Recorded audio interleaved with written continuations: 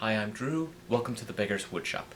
The video you are about to watch was considered lost because my computer decided to go haywire for a few months and not access the main programming, all because of a keyboard button. As a result, I thought this video would never see the light of day for a long time. But it is here. Now, I admit, this is not the best explanation of things. I don't think I fully demonstrate the lining up of the bandsaw fence properly, and I refer to these points here that you adjust as fine-tuners. I've watched a few other videos and they are fine-tuners, but at the same time they're not fine-tuners. If you would like a better detailed explanation, check out my growth rings here on YouTube. But this video, this is the way it was, as I was originally going to present it. Please, do forgive my mistakes. If you really want to make it right, and really want to make sure I'm saying it right, consult the manuals and other Shopsmith users. But in the meantime, I hope you enjoy this video.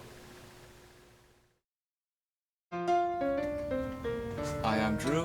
Welcome to the Beggars Woodshop, the last part of our series, ladies and gentlemen, in which we're going to show you the final pieces of our bandsaw in our last round of upgrades. It's been a long journey, but I'm glad you're here for the conclusion. That's coming up right here at the Beggars Woodshop. Come on inside. This program has been made possible by contributions from our viewers. Thank you.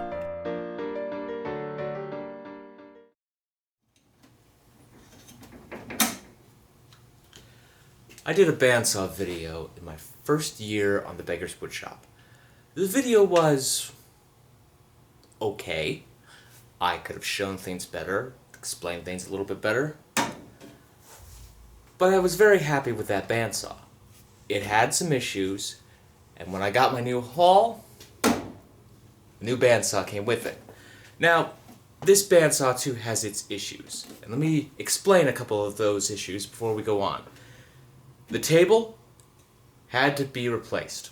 It's pretty gunked up. So this table is off the old one. Bearings. Well, the guide bearings for the blade need to be replaced in this one as well as the old one, so there's same difference. However, the guide bearings up by the tensioning, they were okay on the old one, so I swapped the two out. Oh yeah. The screws. On my old bandsaw, the screws that live right here underneath this plate, well, they weren't there in the old one. They're here now. I've kept the original cover off the old one because, as you saw in the video, which I'll leave up there, I put in my own window so I could watch the tensioning on my own. Even a little hole in the side, just so I can tension it without removing the cover. It's a great feature, folks. If you don't have one on yours, I suggest you try it. Now, there were still a couple of other little things to do.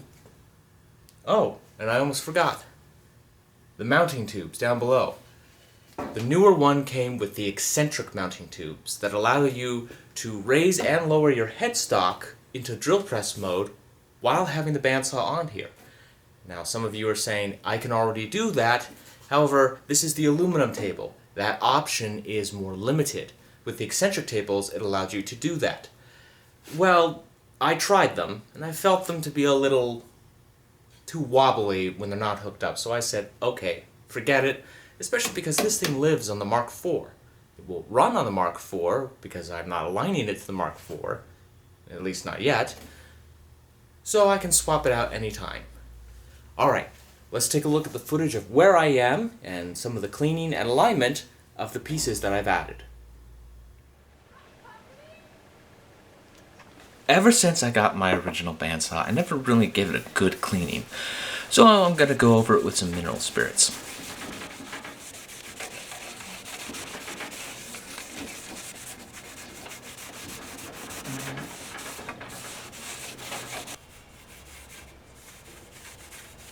Of course, if I'm going to do the mineral spirits, why not do the wax?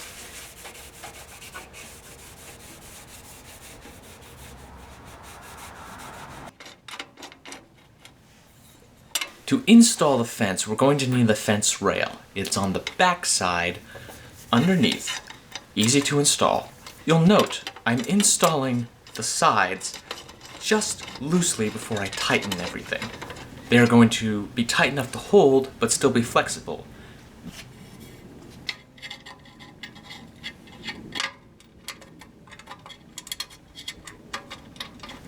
Note, I don't fully tighten until both sides of the outside bolt are final in their place.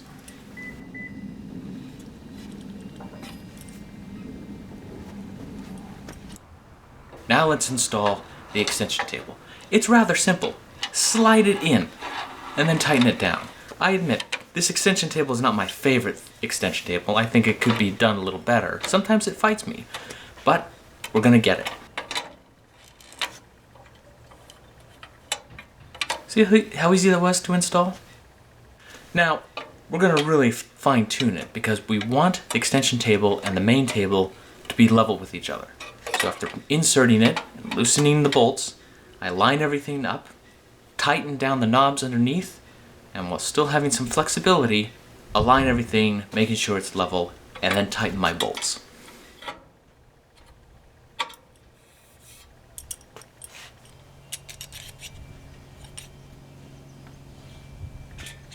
The circle cutter jig is actually pretty easy to install, and in the future I may not leave this on here all the time. I'm sure there are other circle cutting jigs that would work 1,000 times better, but this can work for some small stuff. First we install the piece that goes to the extension table.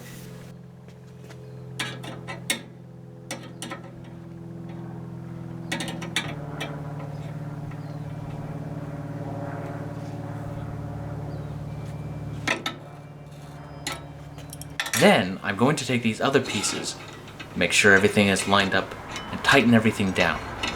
And also make sure that the point is in the right place. This can be done for underneath or above, depending on the size of your circle, of course.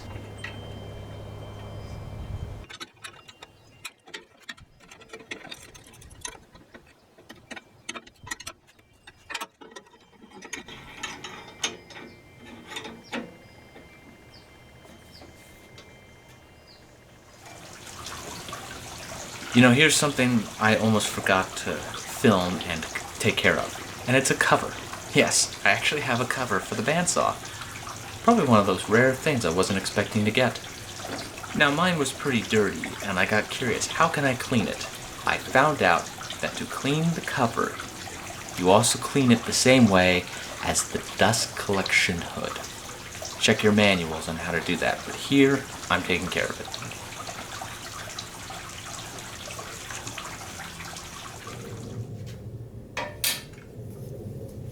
Now we're going to install the fence.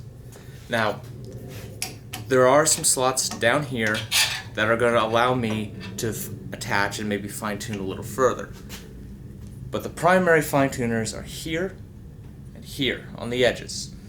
You're probably asking yourself, how do we do this?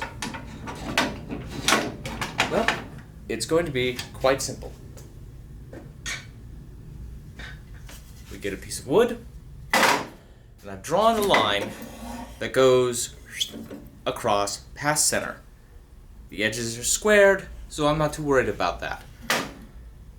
I'm going to cut about halfway down, and then, well, align the fence to the piece of wood, flip it, end for end like so, and hopefully we'll see if it's a perfect cut. Now I admit I'm not the straightest cutter in the world, but I'm going to do everything I can to get as close as I can. But before I go chopping and hacking, we gotta talk about safety. Read the manuals that come with your power tools. The more you understand and follow those safety rules, the less likely you are to cause personal injury either to yourself or someone else. Hearing protection is a must. You don't want to go deaf while you're still young. But of course the greatest safety protection you can take? Eye protection. You will be thankful the day these come in handy.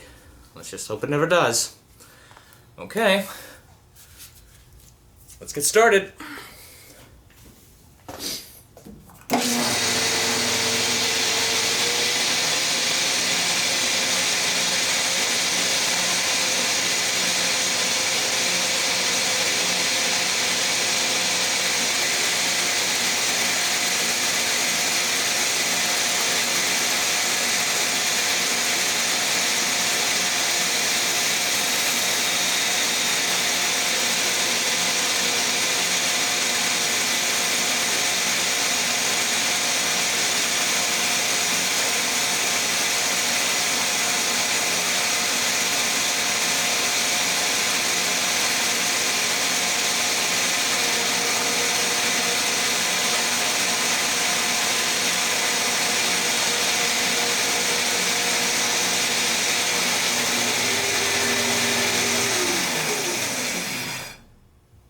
Okay, I've cut about halfway down. I'm going to run over and grab a clamp. I'm going to clamp that down and align the fence to it. Don't go anywhere. Stick them up.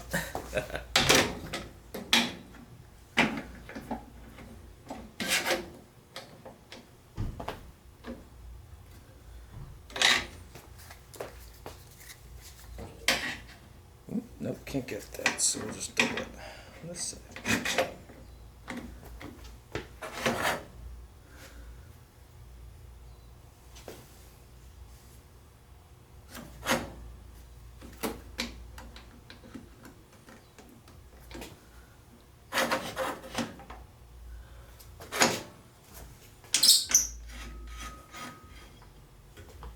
Ooh.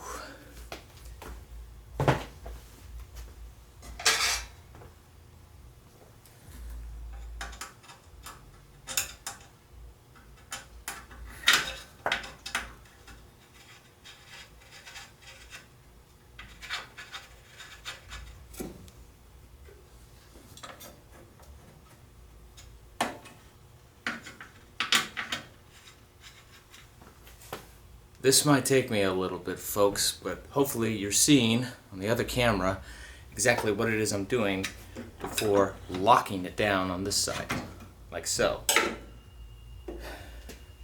Like I said, I don't make the straightest cut. Give me a second.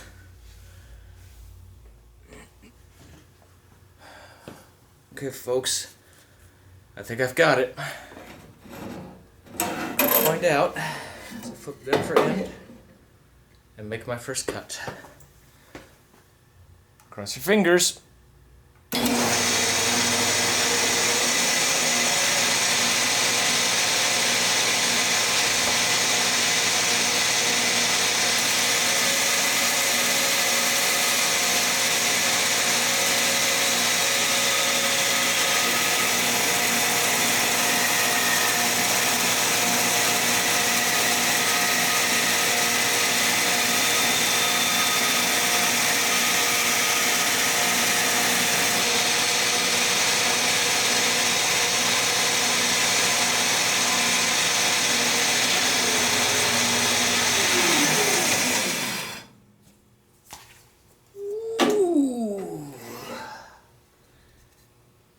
That is very, very close. A little rough too. Well, like I said, folks, I am not I'm not the greatest when it comes to cutting straight line freehanded. I'm going to play around with this a little bit more, but hopefully that'll give you the idea of what you need to do. Remember, when you come back to this line, it needs to be perfect. If you're off by the thickness of a paper, I think you're going to be okay. Well, I'll update you if this goes okay, folks. I'm going to still keep practicing at it. Got a couple more simple 2x4s I can play around with. I've also got to clean up a lot of the sawdust. I hope you have enjoyed this series, because this is the end of that series. At least at the time I'm filming this. Who knows what will happen between now and when this video comes out. But I hope you enjoyed it, and hopefully I will see you next time, right here on the Beggars Woodshop.